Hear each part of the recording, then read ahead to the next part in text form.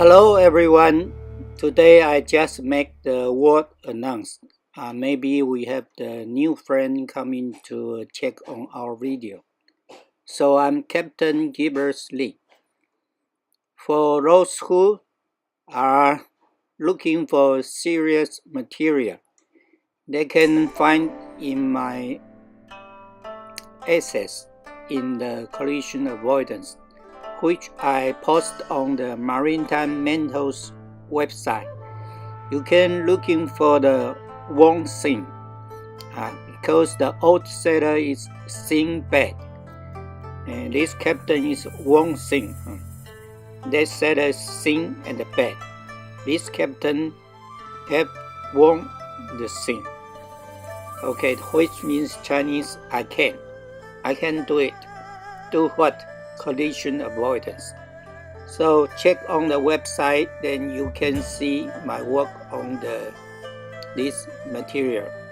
And we are still going on for those people have the problem in reading, so they can only see these videos, get the idea and the concept of how to avoid collision. Okay, today we have to explain why we should use 3 minutes speed vector as our maneuvering line, or why we use this 3 minutes speed vector as our collision line. Because this is the ship's property. The ship is not like a car. The car can turn in any time with the wheel, but the ship's turning is determined by the water flow under her body.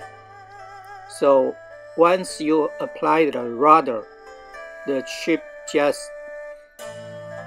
make no movement. And maybe we have to check on the picture again. Okay, this is the rudder. I copied the diagram from the ABS publication.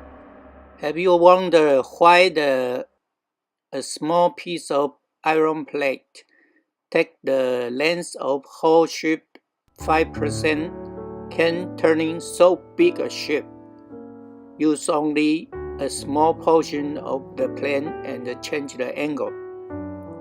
Actually, this all done by the water flow. Because the water flow under the rudder is changed, so change the ship's heading. Ship's heading change cause the water flow under the ship body change also. So actually, the rudder is just starting the turn. And actually the turning of the vessel is because of the vessel have the centrifugal force. The vessel turning, according to my study, can be divided by 3 stages. First stage is we apply the rudder, and only the ship's stern have a little bit push by the rudder's plate, which causes the ship's heading change about 10 degrees. Then the second stage begins. The second stage is the ship's body with the centrifugal force continue his original track, but the water flow have changed because the heading changed 10 degrees. So vessel turning is actually working by his own momentum to carry on his original course. But the heading continue change due to the centrifugal force. And the third stage is the centrifugal force take full control of the vessel's body. Actually, right now, the vessel is lose control. So If the turning rate didn't check on this moment, we will see the vessels swing around on his own wheel, which maybe take a long time to steady the vessel's heading again. Okay, let's see this diagram is copied from the ACTIS instructions manual. The first stage is color green, which is the rudder's already put over, but the ship bow didn't move anything. Only the ship's stern pushed away by the rudder. In the second stage, the color is yellow, where the ship's whole body already taking the resistance from the water because the vessel is centrifugal force push ship's stern away from where the vessel turning. That means if you are turning to starboard side, your ship's stern actually is on the port side because of the centrifugal force pushing the stern away. So the ship's heading already changed to starboard side. So the ship continue going to the starboard side